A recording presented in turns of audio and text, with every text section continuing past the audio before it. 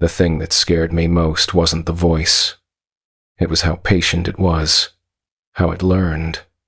By the third night, it sounded exactly like Sarah, and it knew things only she would know. I'm getting ahead of myself. My name is Tyler.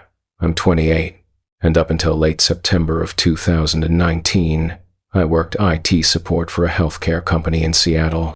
Decent pay, soul-crushing work, the kind where you fix the same password reset 40 times a day and wonder if this is what your degree was for. Sarah and I had just ended things after 3 years. Her choice, not mine. And I needed to get out. Needed space. Needed silence that wasn't the hum of servers and fluorescent lights. So I took a week off, packed my truck, and headed east toward the North Cascades. No campgrounds, no trailheads with parking lots and bulletin boards. I wanted real isolation, the kind you only get when you're willing to walk far enough that your legs remind you why most people don't bother. I found a decommissioned logging road on a Forest Service map, barely a line on paper, snaking up toward Copper Lake Basin. The ranger I'd asked about it in Marble Mount just shrugged and said it hadn't been maintained since the 90s. Perfect. The drive up took longer than I expected. I left Seattle at 6 in the morning on a Tuesday, stopped for gas and trail mix and concrete, and didn't hit the turnoff until almost noon. The road started paved, turned to gravel after a few miles, then deteriorated into something that was more suggestion than surface.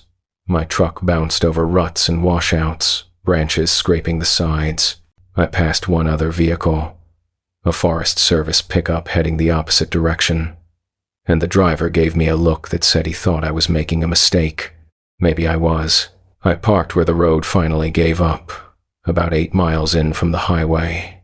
The trees closed in tight on both sides, Douglas firs and western hemlocks blocking out most of the sky. I shouldered my pack, locked the truck, and started walking. For the first hour, it felt good.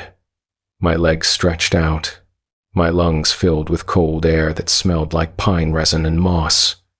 The road climbed steadily, switchbacking up the mountainside. I passed old logging cuts, now thick with alder and salmonberry, and a few rusted pieces of equipment half swallowed by ferns. By the second hour, I noticed the silence, not peaceful silence. Absence. No birds, no insects, no rustle of chipmunks or the distant knock of a woodpecker. Just my breath, my footsteps, and the occasional groan of trees swaying overhead. I told myself it was the altitude. Late season. Animals bedding down early. Rational explanations.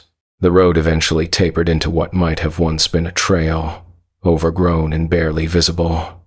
I checked my GPS. Still 2 miles to the lake. I kept going. The terrain opened up as I climbed higher. The dense forest gave way to sparse shore pines and exposed granite. The air got thinner, colder. I could see my breath even though it was only mid-afternoon. I crested a final ridge around 4 p.m. and there it was. Copper Lake. It sat in a natural basin, black as oil, ringed by bleached logs and patches of late-season snow. The surface was perfectly still, reflecting the gray sky like a mirror. A few stunted pines clung to the rocky shore. Everything had that end-of-season look, tired, colorless, waiting for winter. I picked a flat spot about 30 yards from the water, dropped my pack, and started setting up camp. The ground was hard, rocky, but I got my tent stakes in, built a small fire ring with stones, gathered enough deadfall to get me through the night.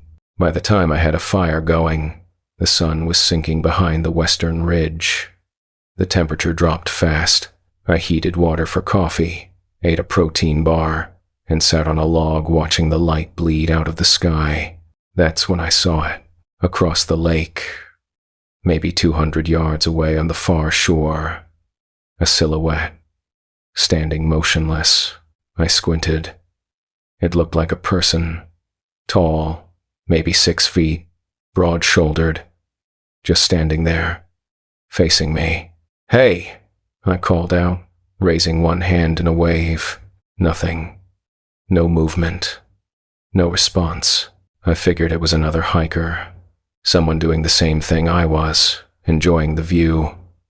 Maybe they didn't hear me over the distance. I waved again. Bigger this time. Still nothing. The figure just stood there, perfectly still, for what felt like a full minute. Then, slowly, so slowly it almost looked like a trick of the fading light, it turned and walked back into the trees, not in a hurry, not startled, just left. I stared at the spot where it had been, waiting for it to reappear. It didn't.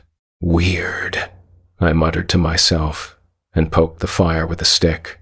I stayed up longer than I meant to, feeding the flames and trying to shake the unease that had settled into my chest. The fire crackled and popped, sending sparks up into the dark.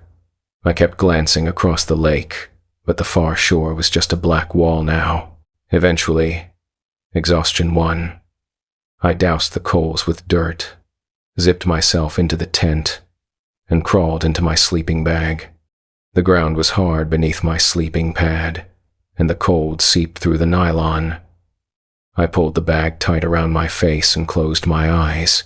Sleep came in fits. I kept waking to small sounds. The crack of a branch somewhere in the dark, the faint scrape of something against stone, the whisper of wind through the pines. Each time, I'd lie there, ears straining, until I convinced myself it was just the forest settling. Then I heard the footsteps, slow, deliberate, crunching through the undergrowth just outside the tent. My eyes snapped open. I didn't move, didn't breathe. The steps circled, not in a straight line. They moved around the tent in a wide loop, pausing every few seconds as if listening. I reached for my flashlight, hand trembling, and clicked it on. The beam cut through the tent fabric, throwing shadows against the nylon. I aimed it toward the sound. The footsteps stopped. Silence pressed in, thick and suffocating. I waited. 1 minute. 2. My hand cramped around the flashlight. Then, softly, so softly, I almost thought I imagined it. I heard breathing, right outside the tent wall, maybe 2 feet from my head. Long, slow breaths, in and out, matching my own rhythm. I bit down on my tongue to keep from making a sound. The breathing continued for what felt like an eternity. I could hear the faint whistle of air moving through nostrils or a throat. It was steady, patient, like whatever was out there had all the time in the world. My heart hammered so hard I thought it might hear that too, after what must have been 5 minutes, though it felt like an hour. The breathing stopped. The footsteps resumed, moving away toward the lake. I listened until I couldn't hear them anymore, then lay there rigid, flashlight still gripped in my hand, until the first gray light of dawn started filtering through the tent. When I finally unzipped the flap and stepped outside, my legs were shaking. The fire pit was cold. My camp chair sat where I'd left it. The lake was still as glass, fog hanging low over the surface. Everything looked normal, except for the footprints. Their footprints, human-shaped, but wrong. They circled my tent in a near-perfect loop, coming within inches of the fabric in places. The toes were too long, spread too wide, pressed deep into the frost-covered dirt. The heel was narrow, elongated. They looked almost human, but not quite. I crouched down, staring at them. My stomach twisted. Who the hell walks barefoot in freezing temperatures at 4,000 feet? And why circle my tent like that? I stood up and followed the prints. They led away from the camp, down toward the lake, then disappeared at the water's edge. Just stopped. No prints leading away. No sign they'd turned around. I scanned the far shore, looking for any movement. Nothing. Just trees. And fog. I should have packed up right then. Should have hiked out and driven back to Seattle and written the whole thing off as some weird encounter with a homeless person or a disturbed hiker. But I didn't. Pride, maybe. Stubbornness. Or just the stupid belief that daylight makes everything safer. I rebuilt the fire, heated water for instant oatmeal, and sat there eating while the sun climbed higher. The fog burned off slowly, revealing the full basin. It was beautiful in a harsh, indifferent way. The kind of place that doesn't care if you're there or not. I spent the morning hiking around the lake, keeping my eyes on the tree line, looking for any sign of whoever had been at my camp. I found nothing. No other footprints. No gear. No fire rings. No evidence anyone else was out here. The only thing I found was a small cairn of stones. 5 smooth rocks stacked neatly on top of each other, sitting on a flat boulder about a quarter mile from my camp. It looked deliberate, intentional, but I hadn't built it, and it definitely wasn't some old trail marker. I kicked it over and kept walking. By the time I made it back to camp, it was early afternoon. The temperature had warmed a little, enough that I could take off my fleece. I filtered water from the lake, refilled my bottles, and sat on the log eating jerky and staring at the spot where I'd seen the figure the night before. Nothing moved. No sounds. Just that oppressive, unnatural silence. As the sun started its descent again, I rebuilt the fire and settled in. I told myself I'd stay one more night, prove to myself I wasn't scared. Then I'd hike out in the morning. I ate another freeze-dried meal, chicken and rice that tasted like salty cardboard, and watched the stars come out. They were bright up here, far from city lights. The Milky Way stretched overhead like a river. For a while, I almost forgot about the footprints. Then I heard her voice. Tyler. My blood turned to ice. It came from the trees behind me. Soft, uncertain, like someone calling out in the dark. Tyler, are you there? It was Sarah's voice. Unmistakable. The slight rasp she got when she was tired. The way she drew out the second syllable of my name. I stood up, heart hammering. Sarah? I called back before I could stop myself. Silence. Then, again. Tyler. I need help. Every instinct screamed at me to stay by the fire. But her voice sounded so real, so frightened. What if she'd followed me out here? What if she'd gotten lost trying to find me? I grabbed my flashlight and took a step toward the trees. Where are you? I shouted. Over here. I can't find the trail. Tyler, please. I stopped. Something was wrong. Sarah didn't know where I was. I hadn't told her.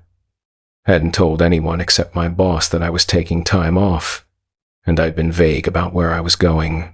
And her voice. It was perfect. Too perfect. Like a recording played back with just a fraction of a second delay. Tyler. It called again. Farther away now. Don't leave me. I backed up toward the fire, my hands shaking. You're not Sarah, I said aloud, my voice cracking. The voice stopped. The forest went silent again. That same oppressive absence of sound. No wind. No animals. Nothing. I stood there for a long time, flashlight beam cutting through the dark, waiting for something else to happen. Nothing did. I sat back down by the fire, fed it more wood, and tried to calm my breathing. My hands were still shaking. I pulled my jacket tighter and told myself it was just the cold. It wasn't. Around midnight, I heard movement again. Not footsteps this time. Rustling. Something moving through the brush on the far side of the camp, just beyond the firelight. I aimed the flashlight, but the beam didn't reach far enough. Just illuminated a wall of darkness punctuated by tree trunks. The rustling stopped. Then started again. Closer. I stood up, gripping a piece of firewood like a club. I know you're out there, I said, trying to sound braver than I felt. Show yourself. Nothing. The rustling moved around the perimeter of the camp, circling slowly. I turned with it, keeping the fire between me and the sound. Then it stopped directly behind my tent. I heard a soft scraping sound, like fingernails on nylon. Stop it, I said, louder this time. The scraping continued. Slow, deliberate.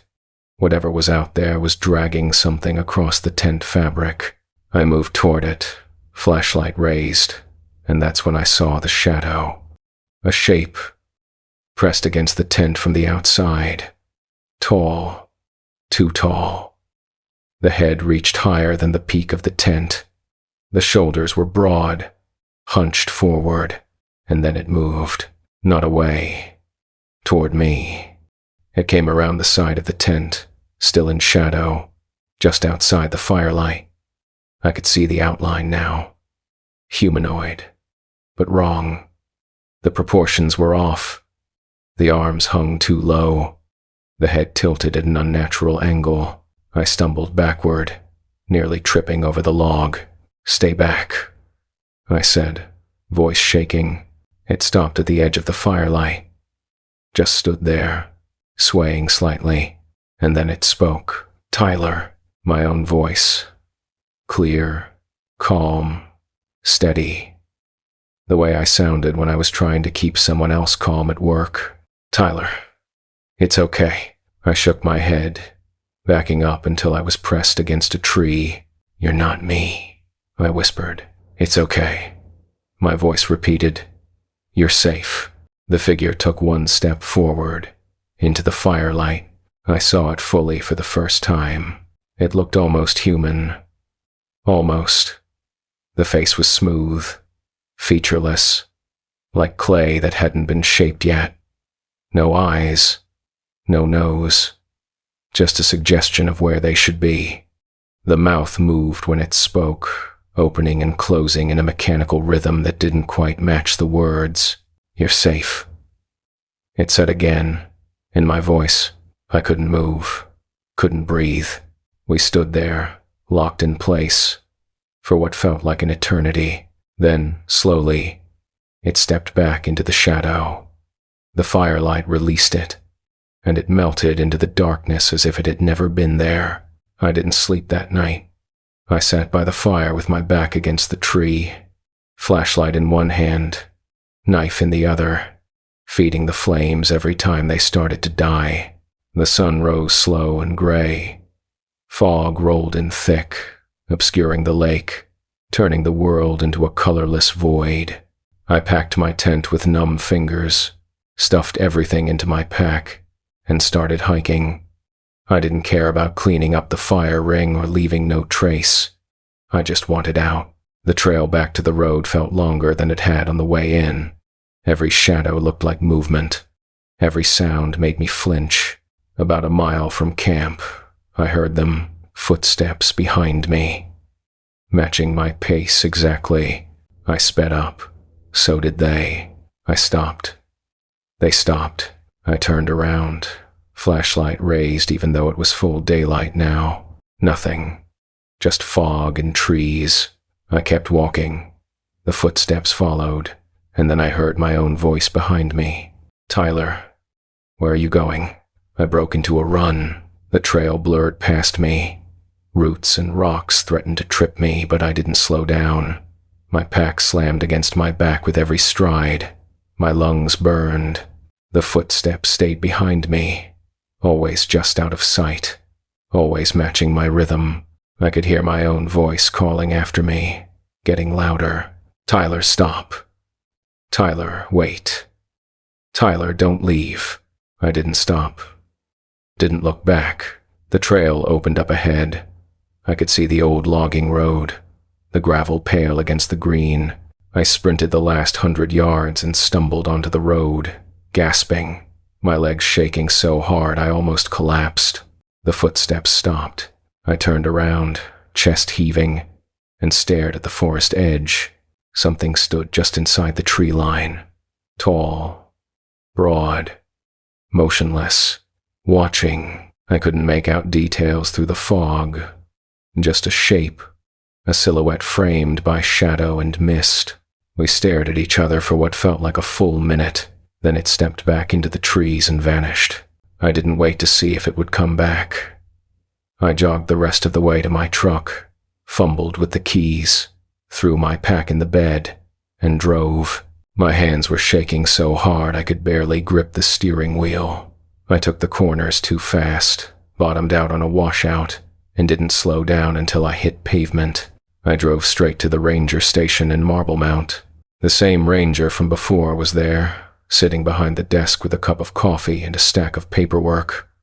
He looked up when I walked in, and whatever he saw on my face made him set the pen down. "You all right?" he asked. I opened my mouth to answer, but nothing came out. I just stood there, breathing hard, probably looking like I'd lost my mind. He stood up, walked around the desk, and guided me to a chair. "Sit. I'll get you some water." He came back with a paper cup. I drank it in 3 gulps. "Where were you?" he asked, sitting on the edge of the desk. "Copper Lake," I said. "Up the old logging road." He nodded slowly, like this wasn't the first time he'd heard something like this. "You see something out there?" Yeah, I think so. Someone was at my camp. They were mimicking voices, people I know, and then, I don't know. It followed me out." The ranger didn't look surprised. He stood up, walked over to a filing cabinet, and pulled out a binder. He flipped through a few pages, then turned it around so I could see. It was an incident log, handwritten entries, dates, brief descriptions. One entry, dated 3 weeks earlier, read, "Solo hiker, Copper Lake area, reported voice phenomena, unable to identify source, advised to avoid area after dark." Another, from 2 months before that, "Camper disturbed by nocturnal activity, bare footprints found. No suspect located." There were more. At least a dozen entries going back years, all from the same area, all describing similar things. "This happens a lot?" I asked. "Enough," the ranger said. "We don't advertise it. Keeps people from panicking. But yeah, that area's got a reputation." "What is it?" He closed the binder. "Don't know. Don't particularly want to know. But whatever it is, it doesn't cross roads. Stays in the backcountry. Long as you don't camp there alone, you'll be fine." "Someone should close the trail," I said. "Trail's not maintained, not on any official maps. Technically, you're not supposed to be up there anyway. But people find it." He paused. "People like you, looking for solitude." I left the station and sat in my truck for a long time before starting the engine. My hands had stopped shaking, but I still felt cold. I drove back to Seattle in silence. Didn't turn on the radio. Didn't stop for food. Just drove. When I got home, I unpacked my gear in the driveway, threw everything in the garage, and locked the door. I didn't go camping again for a long time, and when I finally did months later, I made sure I wasn't alone. But I'll tell you this, if you're camping alone and the silence feels wrong, trust it. If something calls your name and you didn't tell anyone where you'd be, don't answer. And if you see bare footprints in frost where no human should walk, pack your tent and leave before dark. Some kinds of alone aren't the kind you survive. And if you've made it this far in the story, if this kind of thing keeps you up at night the way it does me, do me a favor. Hit that like button. Leave a comment. Let me know you're out there, because knowing I'm not the only one who's seen this kind of thing, that helps more than you'd think. And if you want more stories like this, the kind that don't let you sleep easy, hit subscribe. I've got plenty more to share. But for now, I'm done talking about Copper Lake. Some places don't deserve a second visit. If your friend goes missing in the woods and comes back acting different, don't let them inside. I know how that sounds. I know you'll want to believe it's shock, hypothermia, confusion. But if their eyes don't track right, if they smell wrong, if they pause just a second too long before answering questions they should know, lock the door and wait for daylight. My name is Garrett. I'm 31, and I've been hunting since I was 12. Mostly deer, some elk. Nothing fancy, just meat for the freezer and an excuse to spend time in the mountains with people I trust, or used to trust. This happened in November of 2022. Opening weekend of elk season. Me and 3 buddies, Bryce, Colin, and Reed, had drawn tags for a unit up near Elk Ridge in eastern Oregon. Remote country, high desert transitioning to pine forest, cut through with canyons and ridges that go on forever. We'd been planning the trip for months. Bryce's uncle owned a hunting cabin up there, about 15 miles off the nearest paved road, accessible only by 4-wheel drive and a lot of patience. The cabin was old, built sometime in the 70s, but it was solid. Wood stove, bunks, propane lights, and a hand pump for water from a spring about 50 yards downhill. No electricity, no cell service. Perfect. We left Bend on a Thursday afternoon, 2 trucks loaded with gear, coolers, rifles, and enough food and beer to last a week. The drive took longer than expected. The road turned to gravel after an hour, then to dirt, then to something that was more memory than surface. Rocks scraped the undercarriage. Branches whipped the mirrors. By the time we pulled up to the cabin, it was almost dark. The cabin sat in a small clearing, surrounded by ponderosa pines and juniper, smoke-stained logs, a metal roof, and a sagging porch with a stack of split firewood covered by a tarp.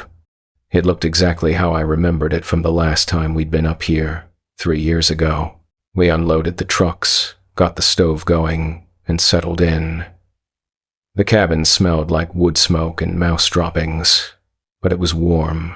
We cooked steaks on a cast-iron skillet, drank whiskey, and talked about where we'd hunt in the morning.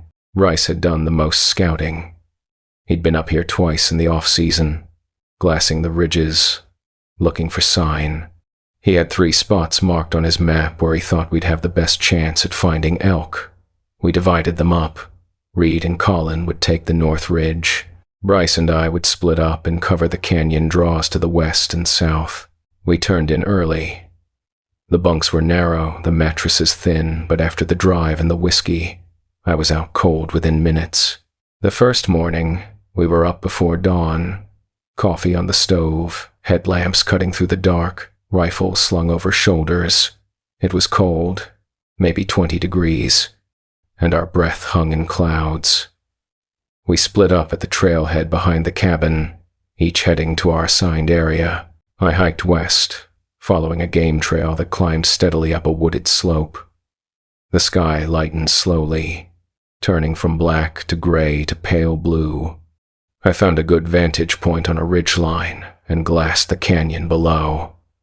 No elk, no movement, just trees and rocks and the distant sound of ravens. I stayed until mid-morning, then worked my way back to the cabin. Reed and Colin were already there, drinking coffee on the porch. No luck for them either. Bryce wasn't back yet. We figured he was just covering more ground. Bryce was the most serious hunter among us. He'd stay out all day if he thought he had a chance. By early afternoon, we started to get concerned. Not panicked, just aware. The terrain up here was rough, easy to twist an ankle, take a fall, lose your bearings if you weren't paying attention. Colin suggested we give him until dark. If he wasn't back by then, we'd go looking. Bryce showed up around 4 p.m. We heard him coming before we saw him, boots crunching on gravel, branches snapping. He came around the side of the cabin, rifle slung over his shoulder, hat pulled low. "Any luck?" Reed called out. Bryce stopped at the base of the porch steps. He looked at us for a long moment, then shook his head. "Nah, nothing." His voice sounded flat, tired. "You good?" I asked. "You were out there a while." He nodded. "Yeah, just covered a lot of ground." He climbed the steps, leaned his rifle against the wall, and went inside without saying anything else. Reed and Colin exchanged a glance. I shrugged. Bryce could be moody when the hunting wasn't going well. We followed him inside. He was standing by the stove, warming his hands. "You want coffee?" Colin asked. Bryce didn't answer right away. He just kept staring at the stove, hands outstretched. "Bryce?" Colin repeated. "Yeah, coffee's good." Colin poured him a cup. Bryce took it, held it in both hands, but didn't drink. We sat around the table, talking about the day, where we'd hunt tomorrow. Bryce didn't say much. He just sat there, staring into his coffee cup. After a while, Reed stood up and stretched. "I'm gonna grab some firewood before it gets dark." "Colin, give me a hand." They headed outside. I stayed at the table with Bryce. "You sure you're all right?" I asked. He looked at me. His eyes didn't quite meet mine. They focused somewhere past my shoulder, like he was looking at something behind me. "I'm fine," he said. "You seem off. Just tired." I let it drop. Figured he'd snap out of it after some food and rest. Reed and Colin came back in with armloads of wood. We stacked it by the stove and started prepping dinner. Canned chili, cornbread from a mix, nothing fancy. Bryce didn't eat much. He pushed the food around his bowl, took a few bites, then set it aside. "Not hungry?" I asked. "Not really." After dinner, we played cards for a while. Bryce didn't join. He just sat on his bunk, staring at the wall. Around 9 p.m., we called it a night. We had another early morning ahead of us. I took the bunk above Reed. Colin and Bryce had the bunks on the other side of the cabin. I could hear Bryce shifting around below Colin, the springs creaking. I was almost asleep when I heard it. A voice. Low, barely audible. At first, I thought it was coming from outside. But then I realized it was Bryce. He was whispering. I couldn't make out the words, just the rhythm of it. A steady, monotonous murmur. "Bryce," I called out softly. The whispering stopped. Silence. Then, after a few seconds, "Yeah? You all right over there? Fine. Go to sleep." I lay there for a while, listening. He didn't start up again. Eventually, I drifted off. The next morning, Bryce was up before the rest of us. When I climbed down from the bunk, he was already dressed, standing by the stove with his back to me. "Coffee ready?" I asked. He didn't turn around. Almost. His voice sounded wrong.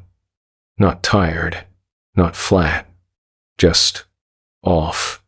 Like someone doing an impression of Bryce but not quite nailing it. Reed and Colin got up a few minutes later. We went through the same routine. Coffee, gear check, planning the day. Bryce volunteered to take the South Ridge this time. Reed and Colin would stay north. I'd work the canyon again. We split up at first light. I spent the morning glassing, moving slowly, checking the draws and benches. No elk, no fresh tracks, just old scat and a few mule deer. Around noon, I started working my way back toward the cabin. I was maybe half a mile out when I heard a voice. "Garrett!" I stopped, turning toward the sound. It came from downslope, somewhere in the thick timber. "Garrett, over here!" It was Bryce's voice. I moved toward it, rifle in hand, boots crunching on pine needles. "Where are you?" I called back. "Down here. I need help." I picked up the pace, weaving between trees, following the voice, and then I saw him. Bryce, standing in a small clearing about 50 yards away. But something was wrong. He was facing away from me, standing perfectly still, his back rigid. "Bryce?" I called out. He didn't move. I got closer. 20 yards. 10. "Bryce, you okay?" Still no movement. I was about to reach out and touch his shoulder when I heard another voice. Behind me. "Garrett.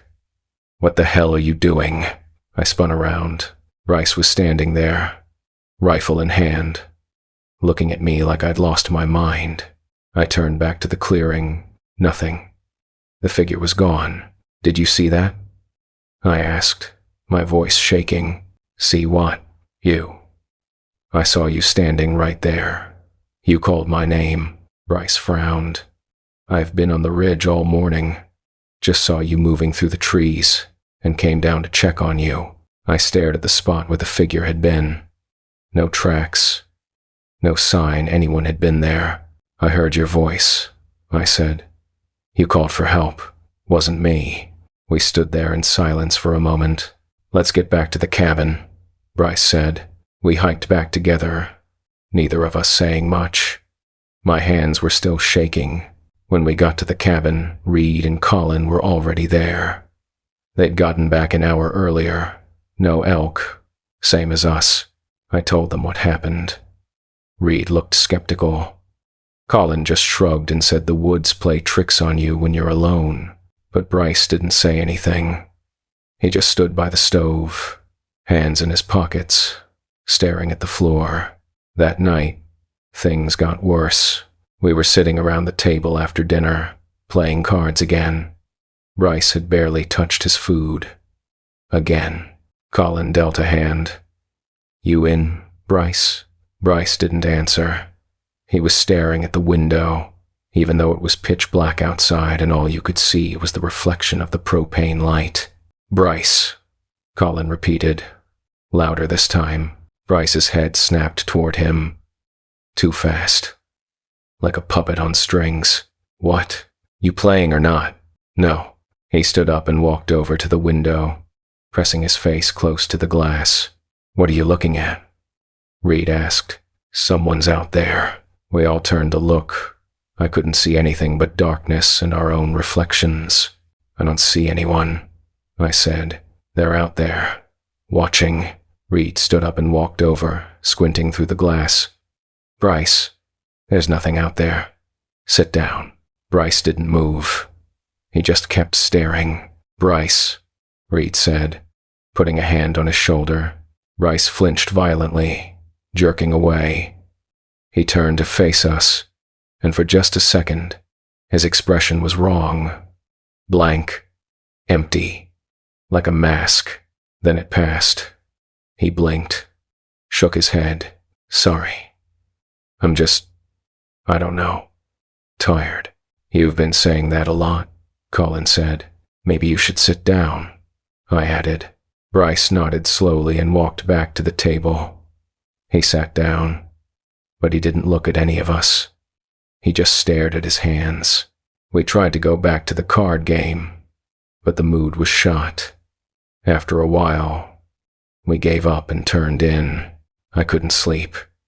I kept thinking about what I'd seen in the woods. The figure that looked like Bryce. The voice, and the way Bryce had been acting since he got back that first day. Around midnight, I heard it again, whispering, low, rhythmic, coming from Bryce's bunk. I leaned over the edge of my bunk and looked down.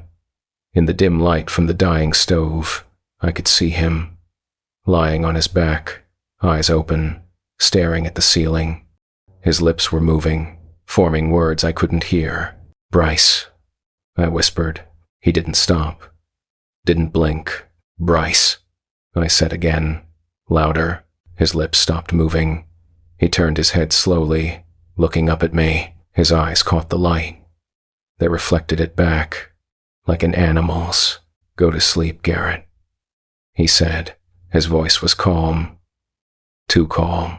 I pulled back and lay down, staring at the ceiling, heart pounding. I didn't sleep the rest of the night. The next morning, Reed pulled me aside while Bryce was outside getting water from the spring. "Something's wrong with him," Reed said quietly. "I know. He's been acting weird since that first day. And last night, did you see his eyes?" "Oh," I nodded. Colin joined us. "We need to talk about this. I think he's sick. Maybe hypothermia. Maybe something else. We should get him out of here." "And say what?" I asked. "Hey, Bryce, we think you're losing it. Let's go home? Better than ignoring it," Colin said. We heard the door open. Bryce came back in, carrying a bucket of water. He set it by the stove and looked at the three of us. "What?" he asked. "Nothing," Reed said quickly. "We were just talking about maybe heading out a day early. Weather's supposed to turn." Bryce stared at him for a long moment. "Weather's fine, yeah, but we're staying." His tone left no room for argument. We spent the day hunting separately again, but I couldn't focus. I kept scanning the trees, expecting to see another figure, another voice. When I got back to the cabin in the late afternoon, Colin and Reed were on the porch. They looked rattled. "What happened?" I asked. "Bryce didn't come back with us," Colin said. "We ran into him about a mile north. He was just standing there, in the middle of the trail, staring at nothing. We tried talking to him," Reed added. "He didn't respond. We got closer, and he just walked away. Didn't say a word." "Where is he now?" I asked. "Don't know." He headed deeper into the woods. We waited. An hour passed. Then 2. The sun set. Temperature dropped. Still no Bryce. "We need to go look for him," I said. Reed and Colin nodded. We grabbed our rifles and headlamps and headed out. We called his name as we walked, sweeping our lights through the trees. The forest was silent except for our voices and the crunch of our boots on frozen ground. After about 30 minutes, we found him. He was standing in a clearing, illuminated by our headlamps, facing away from us, perfectly still. "Bryce!" Reed called out. He didn't move. We approached slowly. I had a sick feeling in my stomach. "Bryce, we need to go back to the cabin," I said. Still no response. Colin reached out and touched his shoulder. Bryce spun around fast. Too fast, and he smiled. It wasn't Bryce's smile. It was too wide, showing too many teeth. His eyes were wrong, pupils too large, reflecting our headlamp beams like mirrors. "I'm fine," he said. "Let's go back." He walked past us, heading toward the cabin. We stood there, frozen. "That's not him," Colin whispered. "What do you mean?" Reed asked. "Look at his boots." I aimed my headlamp down. Bryce's boots were caked in mud, fresh mud, but the ground here was frozen solid. Had been for days. "Where did he get mud on his boots?" I asked. None of us had an answer. We followed him back to the cabin, keeping our distance. He walked ahead of us, never looking back, his stride too smooth, too even. When we got to the cabin, he went inside without a word. We stopped on the porch. "We're not staying here tonight," Reed said. "Agreed," Colin added. "We need to get him out of here," I said. "Something's wrong. Really wrong." We went inside. Bryce was sitting at the table, hands folded in front of him. He looked up when we entered. "We're leaving," Reed said. "Right now. Pack your stuff." Bryce didn't move. "It's dark. We'll leave in the morning." "No. We're leaving now." Bryce's expression didn't change. He just stared at Reed. "Sit down," he said quietly. "Bryce, come on. Sit down." The tone of his voice made my skin crawl. It wasn't angry. It wasn't threatening. It was just wrong, flat, emotionless. Reed hesitated, then slowly sat down. Colin and I did the same. Bryce smiled again. That same too wide smile. "We'll leave in the morning," he repeated. We sat there in silence for what felt like an eternity. Finally, Colin stood up. "I need to use the outhouse." "Sit down," Bryce said. "I have to piss, Bryce." "Sit down." Colin sat back down. That's when I realized we were in trouble. Real trouble. Whatever was sitting across from us wasn't Bryce. Not anymore. I glanced at Reed. He was gripping the edge of the table, knuckles white. "Bryce," I said carefully, "where did you go yesterday? When you were out all day?" He looked at me. "Hunting. Did you see anything?" "No. You were gone a long time." I covered a lot of ground. "What ground?" "Show me on the map." I pulled the topographic map from my pack and spread it on the table. Bryce stared at it for a long moment. Then he reached out and placed his finger on a random spot. Nowhere near where he said he was hunting. "There," he said. "That's 10 miles from here." Reed said. "I walked far. You couldn't have made it there and back in one day." Bryce's smile faded. He pulled his hand back. "You're calling me a liar?" he asked softly. "No," I said quickly. "We're just worried about you. I'm fine." "You don't seem fine." His head tilted slightly, like he was trying to process what I said, like he didn't quite understand. "I'm fine," he repeated. Slower this time. We sat in tense silence for another hour. Bryce didn't move, didn't blink, just sat there, hands folded, staring at us. Eventually, Reed stood up. "I'm going to bed," he said. Bryce nodded. "Good idea." Colin and I followed. We climbed into our bunks, fully dressed, boots still on. Bryce stayed at the table. I lay there, staring at the ceiling, listening. I could hear Colin and Reed breathing, but from Bryce's direction, there was nothing. No sound of movement, no sound of breathing. After what felt like hours, I leaned over and looked down. Bryce was still sitting at the table, facing the bunks, watching us. His eyes reflected the faint glow from the stove. I pulled back and lay down, heart racing. I didn't sleep at all that night. As soon as the first hint of dawn lightened the window, Reed was up. "We're leaving," he announced. Bryce was still at the table. He looked up. "Okay," he said simply. We packed in silence, stuffed our gear into bags, grabbed our rifles, didn't bother with breakfast. Bryce just sat there, watching us.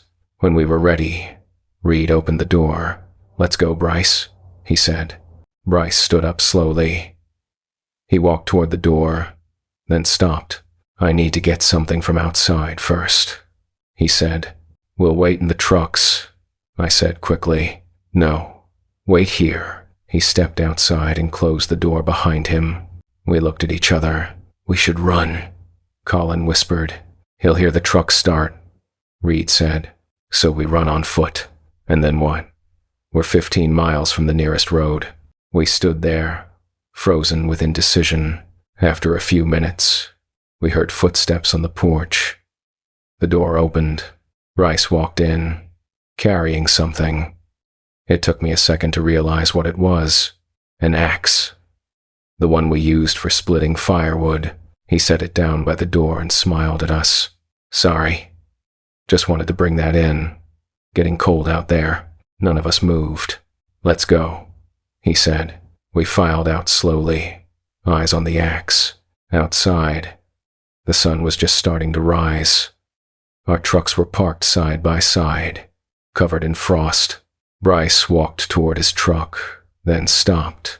"Actually," he said, "I think I'll ride with you guys. My truck's low on gas." That was a lie. We'd all filled up before coming out here. "Sure," Reed said carefully. The four of us piled into Reed's truck. Bryce took the back seat. I sat next to him. Colin took the front passenger seat. Reed started the engine and pulled out of the clearing. We drove in silence. The road was rough, the truck bouncing over ruts and rocks. I kept glancing at Bryce. He was staring out the window, expression blank. After about 20 minutes, Reed spoke up. You know what? I forgot my wallet in the cabin. We need to go back. Keep driving, Bryce said. I need my wallet. No, you don't. Bryce. Keep driving. Reed's hands tightened on the steering wheel. He kept driving. Another 10 minutes passed. We were maybe halfway out when Colin spoke up. Bryce, can I ask you something? What? What's your mom's name? Bryce paused. Why? Just curious. Mary. I felt my stomach drop. Bryce's mom's name was Linda. Had been for 31 years. Colin looked at me. I gave a tiny shake of my head. Right, Colin said. Mary. I forgot. Bryce didn't respond. We kept driving. The silence was suffocating. Finally, we reached the paved road. Reed turned onto it and accelerated. Where are we going? Bryce asked. Home, Reed said. I thought we had 2 more days. Change of plans. Bryce leaned forward, bringing his face close to the back of Reed's headrest. I want to go back, he said softly. We're going home, Bryce. Turn around. No. Bryce's hand shot out and grabbed Reed's shoulder. Reed jerked the wheel, and the truck swerved before he got it back under control. Let go! Reed shouted. Turn around. I grabbed Bryce's wrist and tried to pull his hand away. His grip was like iron. He turned to look at me, and his eyes... God. His eyes were wrong. Too dark.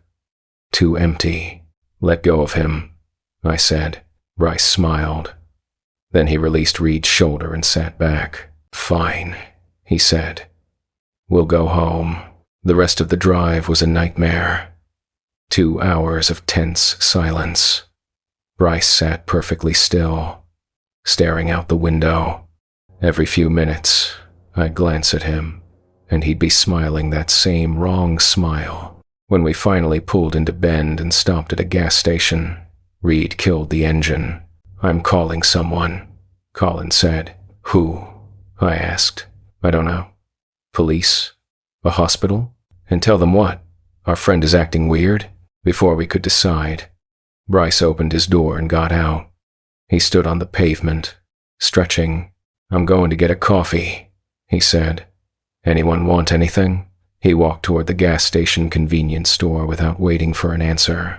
As soon as he was inside, Colin turned around in his seat. That's not Bryce, he said. I know, I said. So what do we do? I don't know. Reed was staring at the steering wheel, jaw clenched. Maybe we just leave him here, he said quietly. We can't do that, I said. Why not? He's not Bryce. You said it yourself. We don't know that for sure. What if he's sick? What if something happened to him out there and he needs help? Then we get him help. But I'm not getting back in this truck with him. We sat there, arguing in hushed tones, until Bryce came back. He was carrying a coffee and a bag of chips. He climbed back into the truck like nothing had happened. Where to? He asked. Your place, Reed said. Bryce nodded. We drove to Bryce's apartment in silence. When Reed pulled up to the curb, Bryce opened the door and got out. Thanks for the trip, he said. Let's do it again sometime. He walked toward the building entrance, then stopped and turned back. Oh, and Garrett? He said. Yeah, you should check on your dog. I think he's been getting out. I felt my blood turn to ice. I didn't have a dog. Bryce smiled and walked inside. We sat there for a long time, none of us speaking. Finally, Reed broke the silence. We need to call someone. Who? Colin asked. I don't know. But we can't just leave him like that. We called Bryce's uncle that night. Told him we were concerned about Bryce, that he'd been acting strange on the trip. The uncle said he'd check on him. 2 days later, the uncle called us back. I went by his apartment, he said. He's not there. Place is locked up. His truck's not in the lot.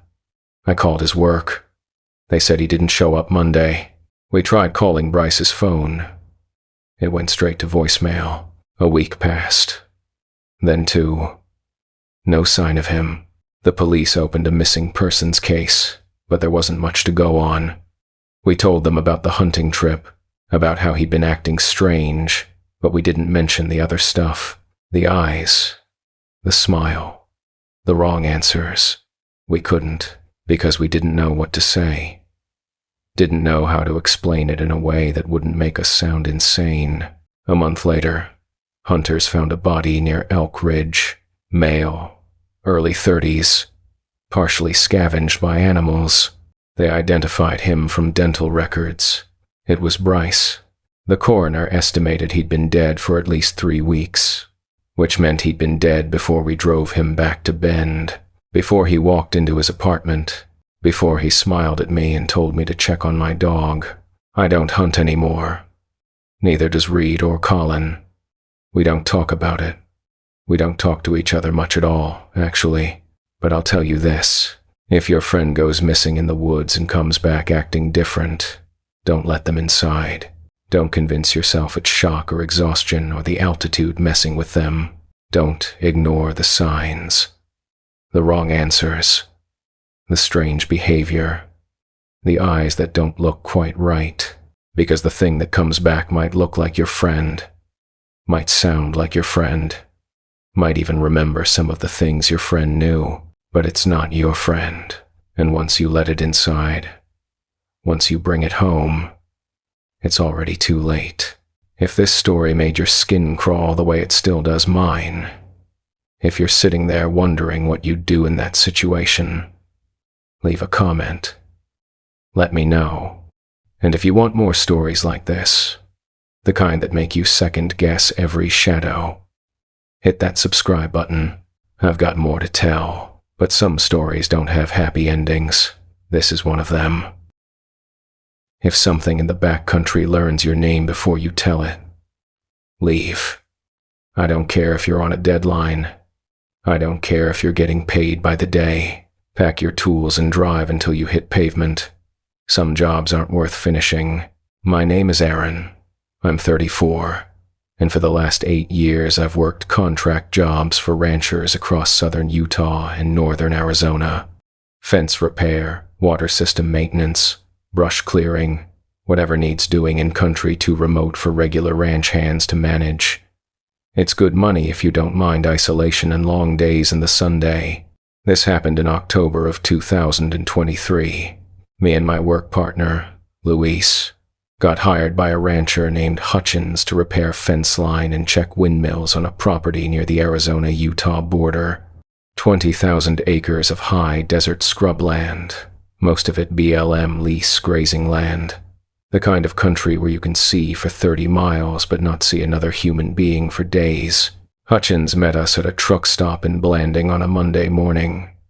He was maybe 60, weathered face, calloused hands, the kind of guy who'd been ranching his whole life. He spread a USGS topo map across the hood of his truck and showed us the work. Got about 15 miles of fence that needs attention, he said, pointing to a section marked in red. Posts rotted out, wire down in places. Also got 3 windmills along that stretch that haven't been checked in over a year. Need to make sure they're pumping properly before winter.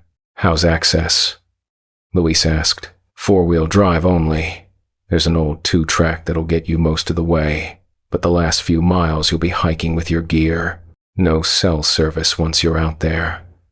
I'll give you a sat phone in case of emergency. Where do we stage? I asked. There's a stock camp about 2 miles in from where the road ends. Just a windbreak and a fire ring. You'll be camping. I can't get you in and out every day. The road's too rough, and I've got my own work. Figure 5 days if you're efficient. We talked money.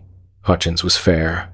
We shook hands and he handed us keys to a ranch truck he was lending us, already loaded with T-posts, wire, tools, and a 5-gallon water jug. One more thing, Hutchins said as we were about to leave.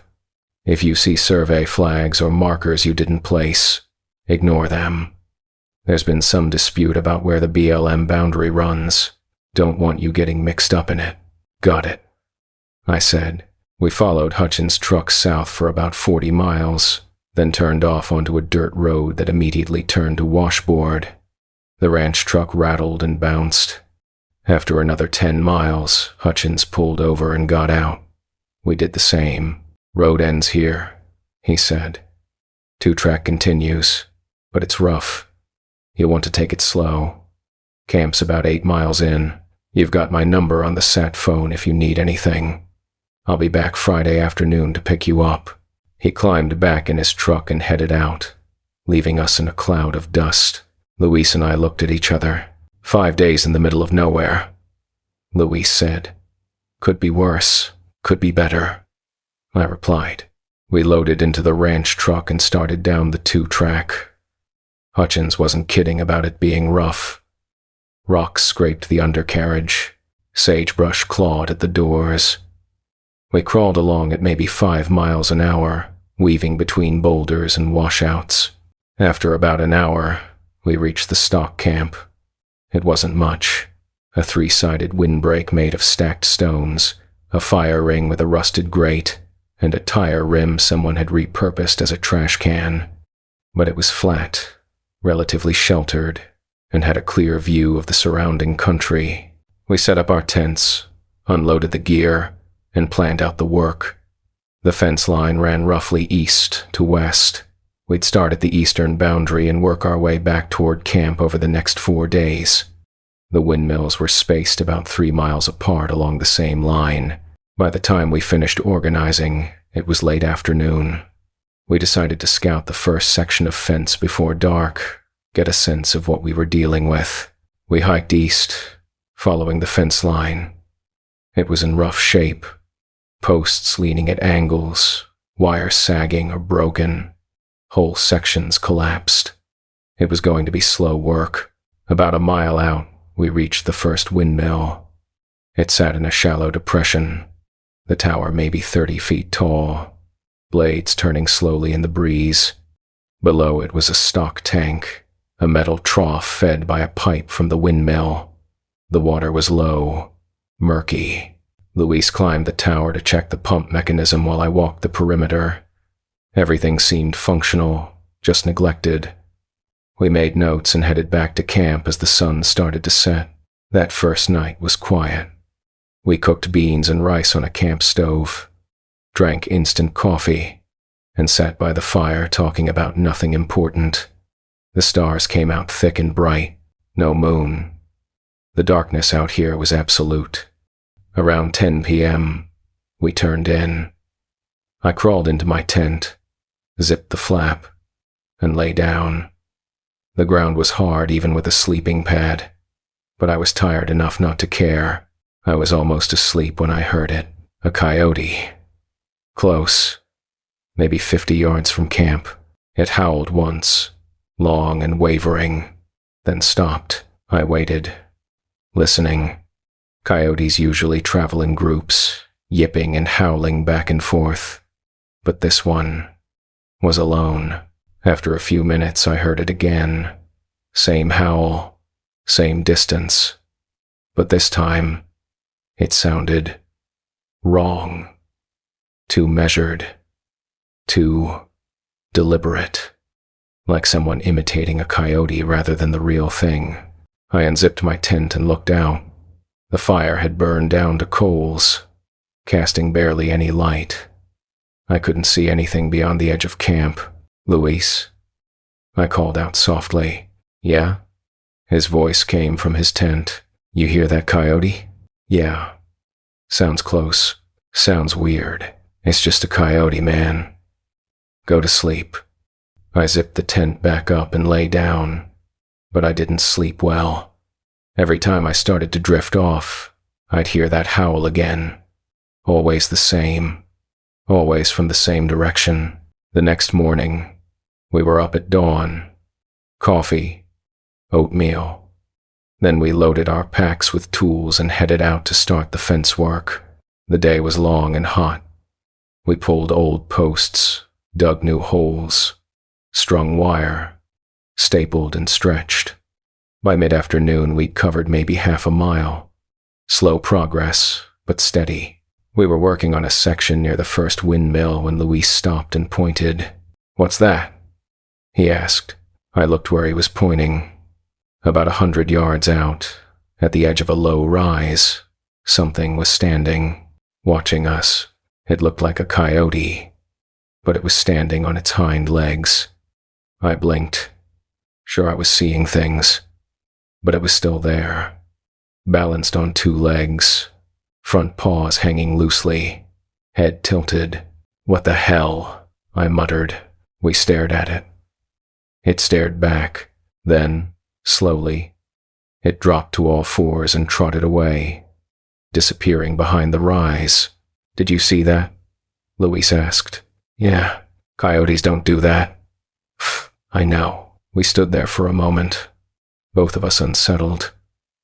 Finally, Luis picked up his post driver and went back to work. "Probably just stretching or something," he said, though he didn't sound convinced. We finished that section of fence and hiked back to camp as the sun set. Neither of us talked much on the way back. That night, the howling started again, but this time, it was closer, maybe 30 yards from camp, and it wasn't just one coyote. It sounded like multiple animals, calling back and forth, but the rhythm was off. The calls overlapped in ways that didn't make sense, like they were echoing themselves. I got out of my tent with my flashlight and scanned the perimeter. The beam didn't reach far, just illuminated sagebrush and rocks. Nothing moved. Luis came out too, holding a spotlight we'd brought for checking the windmills at night. "You see anything?" he asked. "No." He swept the spotlight across the desert. The beam was powerful, cutting through the darkness, and then it caught something. Eyes. Glowing. Multiple pairs. Just outside the ring of light. "There," Luis said, holding the beam steady. I counted them.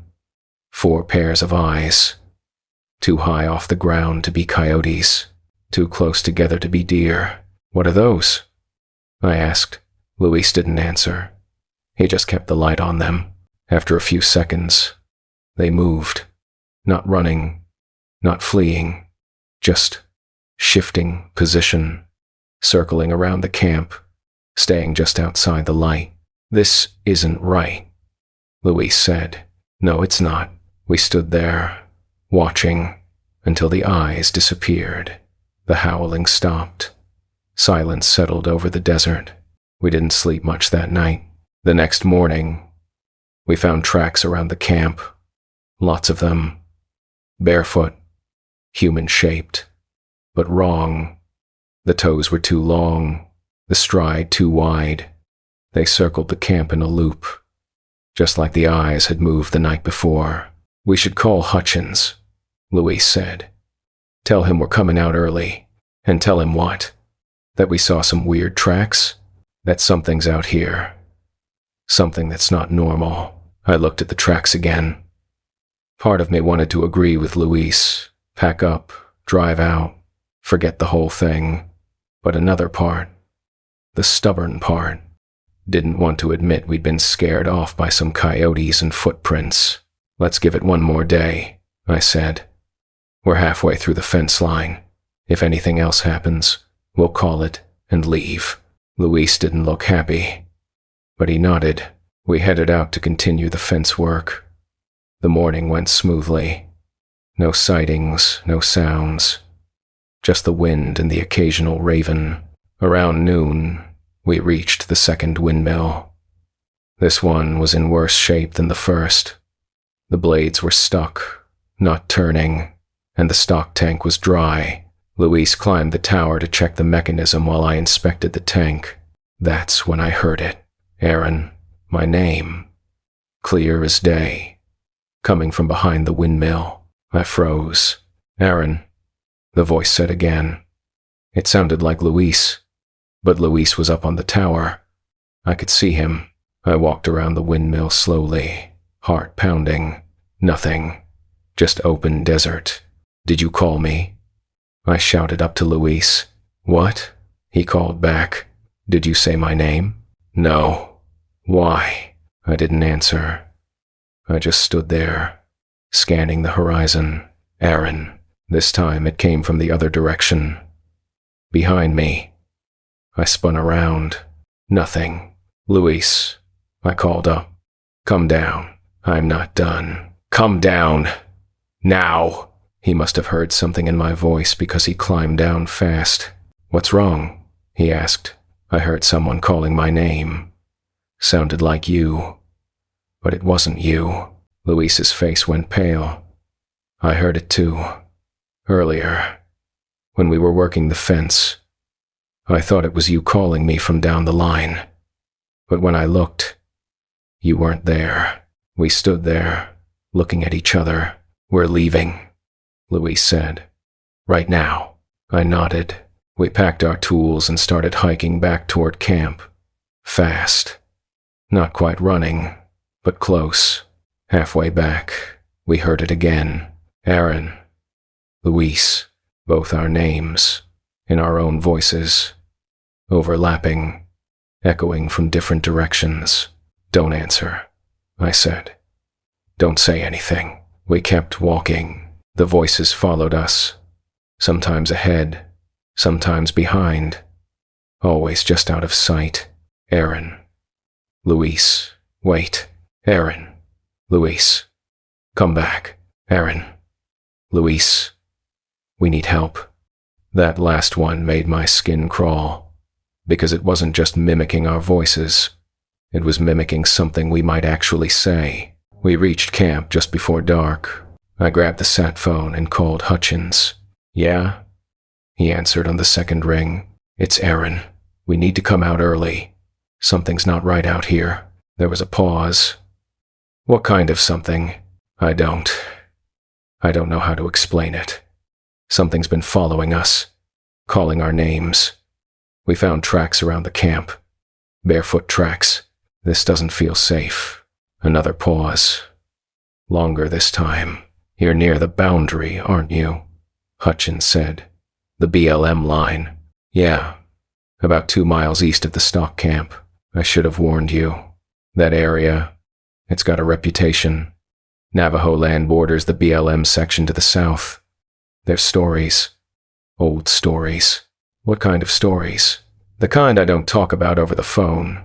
Look, if something's out there and it knows your names, you need to leave. Don't wait for me to come get you. Take the truck and drive out tonight. We're 15 miles from pavement. It's dark. I don't care. You leave now. I'll meet you at the truck stop in Blanding tomorrow morning. We'll figure out the gear later. The line went dead. I looked at Luis. He said to leave. Now, we didn't argue. We broke camp fast, stuffing everything into our packs, not bothering to organize. The fire was still smoldering. We left it. As we loaded the truck, I heard it again. Aaron. Luis. This time, it came from multiple directions at once. A chorus of our own voices, surrounding us. Get in, Luis said. Climbing into the driver's seat, I threw the last of the gear in the bed and jumped in the passenger side. Luis started the engine and hit the gas. The truck lurched forward, headlights cutting through the darkness. The 2-track was barely visible, just ruts and rocks. Luis drove faster than he should have. The truck bouncing violently. About a mile out from camp, something ran across the road ahead of us. Fast. Too fast to be human. Luis slammed on the brakes. The truck skidded to a stop. Did you see that? He asked. Yeah. We sat there, engine idling, headlights illuminating empty desert. Then we saw it again. Just at the edge of the headlight beams. A figure. Standing upright. Human-shaped but wrong. Too tall. Arms too long. Head tilted at an angle that didn't make sense. It stood there, watching us. Drive, I said. Luis put the truck in gear and accelerated. The figure didn't move. We drove straight at it. At the last second, it stepped aside. just melted into the darkness. We kept driving, fast as the road would allow. The truck bounced and rattled. The headlights jerked up and down with every rut, and then we heard it, a knock on the side of the truck. 3 deliberate knocks, like someone rapping their knuckles on the door panel, but there was nothing outside. Just darkness rushing past. Another knock, this time on the roof. Faster, I said. Luis pressed the accelerator to the floor. The truck fishtailed on loose gravel, but he kept it under control. The knocking continued, moving around the truck. Doors, roof, tailgate. A steady rhythm. Knock, knock, knock. Pause. Knock, knock, knock. It's on the truck, Luis said, his voice shaking. Just keep driving. The knocking got faster, more insistent, like it was frustrated. And then I heard my own voice, coming from right behind my head, on the other side of the window. Aaron, stop the truck. Aaron, let me in. Aaron, it's cold out here. I didn't turn around, didn't look, just stared straight ahead at the road. Luis, stop the truck. Luis, let me in. Luis, please. Luis's knuckles were white on the steering wheel. The knocking stopped. The voices stopped. Silence except for the engine and the crunch of gravel under the tires. We drove for what felt like hours, but was probably only 30 minutes. Finally, we saw it. The main dirt road. The one Hutchins had driven us in on. Luis turned onto it and didn't slow down until we hit pavement. We drove straight through to Blanding. Pulled into the truck stop parking lot at 3 in the morning and just sat there, engine off, neither of us speaking. After a while, Luis said, "We're not going back." "No." I agreed. "We're not." Hutchins showed up the next morning. He looked at us, at the truck, and nodded like he understood. "You made it out," he said. "Good." "What was that?" I asked. "What was out there?" Hutchins sighed. "I don't know. Not exactly. But I've heard the stories my whole life. Things that walk where they shouldn't. Things that take shapes they shouldn't have. The Navajo have a word for it, but I won't say it. Bad luck to say it. All I know is that land. It's not right. Never has been. You sent us out there," Luis said, anger in his voice. "I know, and I'm sorry. I didn't think. I've had crews work that section before and never had problems. I thought the stories were just stories. I was wrong. He paid us for the full 5 days, even though we'd only worked 3. Told us to keep the tools and gear we'd brought out. Said he'd retrieve the rest later, though I don't know if he ever did. We drove back to Moab that afternoon. Luis and I didn't talk much. Didn't know what to say. A week later, I got a call from Hutchins. He said he'd gone back out to the stock camp to pick up the gear we'd left behind. Found the camp destroyed. Tents shredded. Tools scattered. The fire ring kicked apart. And in the dirt, covering every inch of the campsite, were those same barefoot tracks. "Just wanted you to know," he said, "in case you were thinking about going back." "Don't. I won't," I told him. That was 3 years ago. I still do contract work, but I won't take jobs in that part of the country anymore. I don't care how much they pay. Luis moved to Colorado. We don't talk much, but we texted a few months after it happened. He said he still hears the knocking sometimes, late at night, on his apartment door. 3 knocks. Pause. 3 knocks. He doesn't answer it. I'll tell you what I learned out there. If something in the backcountry learns your name before you tell it, leave. Don't try to tough it out. Don't convince yourself it's just animals or your imagination. Trust your gut and get out. If something mimics your voice or your friend's voice, don't answer. Don't engage. Stay quiet and keep moving. And if you hear knocking in the middle of nowhere on your truck or your tent or your door, and you know for certain there's nothing out there that should be knocking, don't open it. Don't look. Don't acknowledge it. Some things are looking for permission. Don't give it to them. If this story got under your skin the way it still gets under mine, if you're lying in bed tonight and you'll jump at every sound, leave a comment. Let me know what you'd have done. And if you want more stories like this, the kind that follow you home, hit that subscribe button. I've got more to tell. More nights I can't forget. More things I wish I'd never seen. But some lessons are worth sharing, even if they cost something to learn.